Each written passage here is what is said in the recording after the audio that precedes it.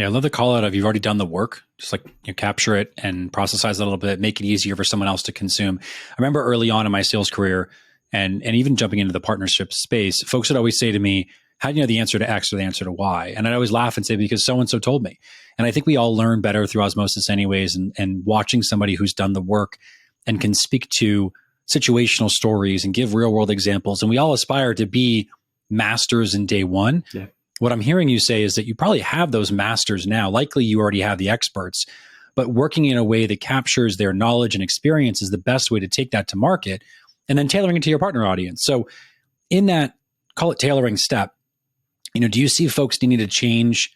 I'll use a crude example. Like I'm an agency, I'm an SI, I'm an ISV, whatever the dynamic is. And I want to go to market with the same sales messaging your team has. Like, do you just give them literally the playbook stamped with a partner logo on top? Or do you think differently around reframing that content for their benefit? I wish it was that easy. I don't think we just dropped a stamp on it. Wouldn't that be great? Yeah. And I think I think you alluded to it too about, it's going to be most actionable and it's going to be most relevant and insightful if you have real world examples layered in. And so sure, again, you have the experience in the walls of your organization, but we stress test and we get partner validation directly on a lot of the concepts as they're being drafted, right? Provisionally outlined, right? Kind of workshopped.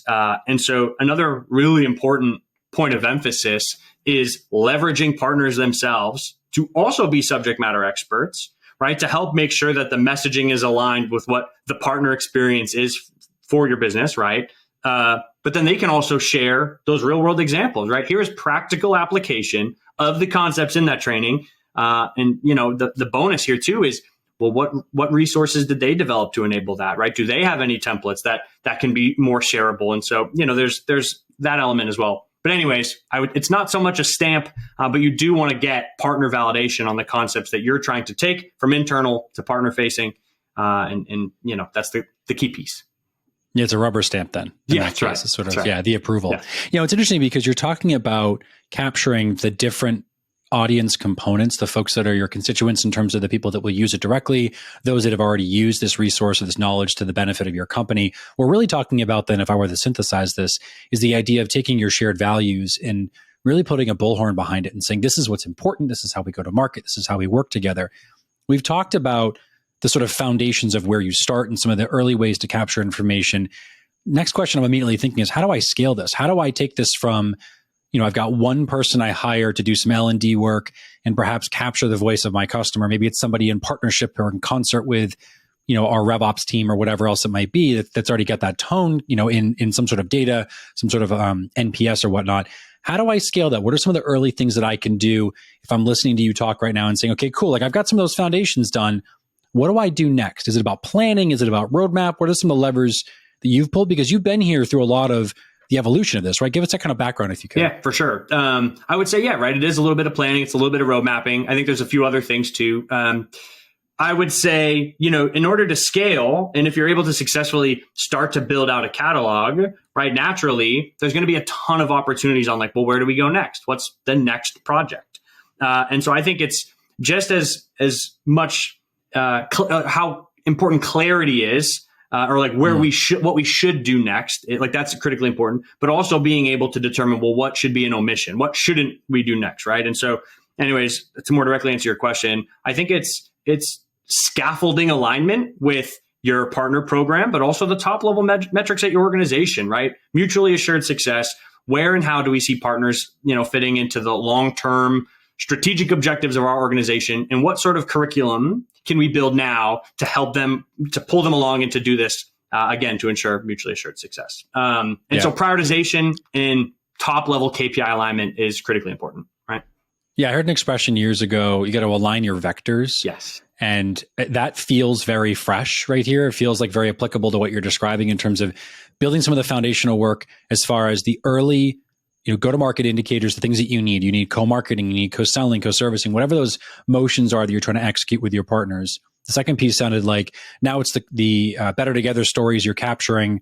It's the value around taking the things that are important in your organization and maximizing the ROI through the volume that your partners can provide, and then prioritization and alignment, favorite buzzwords, alignment and such. But at the end here, in terms of bringing all of these different components together to drive towards the common outcome, you're talking about putting this somewhere. Obviously, we have our own academy solution. Others would build their own to that effect as well. What about then, as your partners progress, as they get more sophisticated, how do you stay ahead of the curve? Like, I could make the assumption and say, you just keep listening to them, but you as somebody who's leading this initiative, you've got a team and whatnot, are you thinking about this in terms of, is it market research? Like, should I be going, if I'm listening to this and saying, I need to go and check out like Jay McBain or somebody else who's got, amplitude around and perhaps perspective on the future? Or is it better to listen to the folks that are closer to the problem, my own teams and my partners, to capitalize on? Yeah, I think, not to keep kind of soft answering to start, but I think it's a little bit of both, right? Ideally, your partners are your greatest source of input, right? The intended audience, the learners, are your greatest source of input. Hey, we have trouble hiring for X, or like there is a talent shortage around being able to deliver this type of work, right? And something like education should be aiming to solve that gap, right? But I think there's also a number of data points available in your organization, right? We want, at HubSpot and with Academy, we want partners to offer and make available the services that our end customers, right, are most frequently asking for or would find the most value in. And so, sure, we have some data points as to, well, what sort of requests come from our end customers? What type of help and support do they need? What's going to be the most valuable consideration when looking to join a new ecosystem or migrating to a new CRM? And so there's those types of data points that we take into account when determining, well, what is the next topic? And then I think you look at things like company roadmap, product roadmap, right? You have a fairly good sense as to where the product is going, right? I mean, again, we want to remain agnostic, but we know CRM customization is just so critically important for HubSpot as we look to the near future. And so how can we start to build education and learning experiences to bring partners along on and to share that sort of emphasis, right? That's fantastic. So, plenty of data points available to make those sorts of calls, right? Yeah, but it's what I'm hearing you say, just to kind of distill everything down, keep it really, really simple. You're talking about listening. You're talking about paying attention, right? And I think it's really easy in whatever role today to make assumptions that are 500 feet down the road. I put up this thing the other day on LinkedIn, self-plug, forgive me for those that are listening, but I was thinking a lot about, and I learned from my mentors years ago, this idea of how high are you flying? What's your perspective on the problem? And what I'm hearing you say is you're flying at a variety of different elevations. You're looking at a problem from 500 feet as you tactically go and develop the asset and the content, but then you zoom back up to 30,000 feet and you're looking down the road and saying, well, what's the next priority, the next, roadmap, the next important component as we think about building this long term. So this has been awesome, my friend. This is why I wanted to bring you on. I loved your insights. If folks want to get in touch, they want to reach out, feedback, ideas, guidance or otherwise, where do they find you on the internet? LinkedIn tends to be the best place to find me. If you're on LinkedIn, the username HubSpot Kevin. Try to make it as easy as possible, but I think a good search, Kevin Dunn, will pull me up. So LinkedIn, chase me down. Happy to talk about Academy, our catalog, just anybody that wants to continue the discussion. LinkedIn's the place to go for sure. I love it. I feel like I immediately have to go and change my LinkedIn handle because that is epic and fantastic. Before somebody I'll tell you this. It was either HubSpot Kevin or Kevin Bound, but I was like, that's too. It's aggressive. I like it though. I'm here for it. This has been fun, man. Honestly, I've enjoyed our conversation. Thank you all for listening to another episode of Outcomes. Like, subscribe, and again, comment on Apple for whatever reason that helps folks find us. And the more the merrier. I'm really trying to spread the message here, share good tactical insights, and hopefully you all enjoyed this episode. Again, Kevin, it's been an absolute blast, my friend, and take care until next time.